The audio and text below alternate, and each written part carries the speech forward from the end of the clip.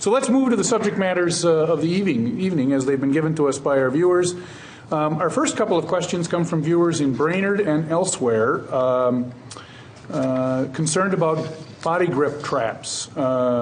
This viewer from Brainerd is concerned, notes that his hunting dog was killed in a body grip trap, notes that our state rates as one of the top states for killing dogs in those traps, and he thinks it's dangerous.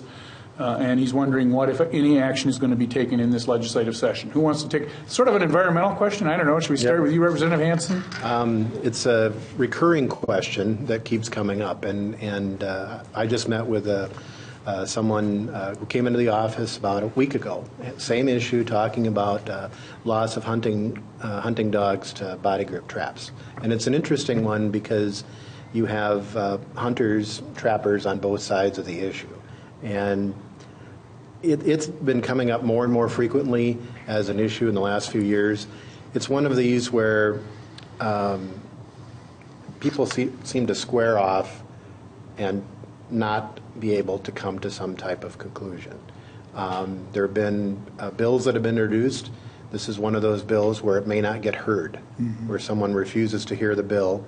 So then a path may be to try to move it in on the floor or to go to the other house. I sense a great deal of frustration from a lot of the bird hunters with dogs, and I sense frustration from the trappers who are like, why is somebody trying to tell me what to do? And we hear that a lot on so many things. I'm not very hopeful on this getting resolved this year, but I can tell you that more and more legislators are getting contacted. It is a concern that people have, and they wonder, why can't we come to some type of conclusion? I think this is one that there will be a conclusion to it. I don't think it'll be this year. I think for those dog owners and for the bird hunters that are bringing, I would again ask to try to have dialogue. If the dialogue cannot happen, and this is, I think, one of the challenges we're seeing in the legislature, where we have these issues that come up as long as you or I have been there and longer. At some point, there's a breaking point. At some point, the forces that say we're not going to change at all, they have to change, and that nostalgia-based policy making that we often deal with, the new realities where people come to us and say we would like the change. We're coming from a very deep position of their own experience, losing a dog.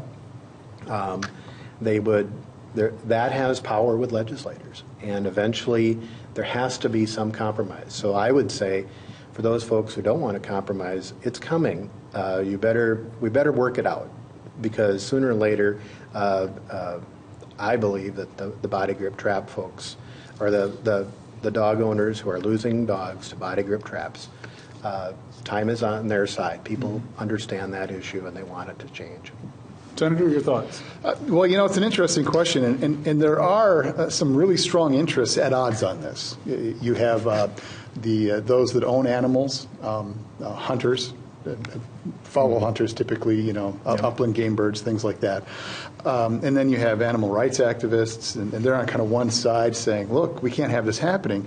And then you have the other side of the hunters and trappers in particularly are concerned about this. They're concerned about losing access to public lands, things along that line. And what makes all of that really interesting is it means it doesn't really break down necessarily on a party line. You don't have Republicans and Democrats yelling at each other. You have kind of a geographical divide, more of a metropolitan area of support, and then you get out into the more rural areas, and they'll get more on the other direction. So it's and those issues are very interesting because it really doesn't hinge on who's in the majority at that point. Very much can hinge, as you alluded to, who's the chair of the committee. Interesting.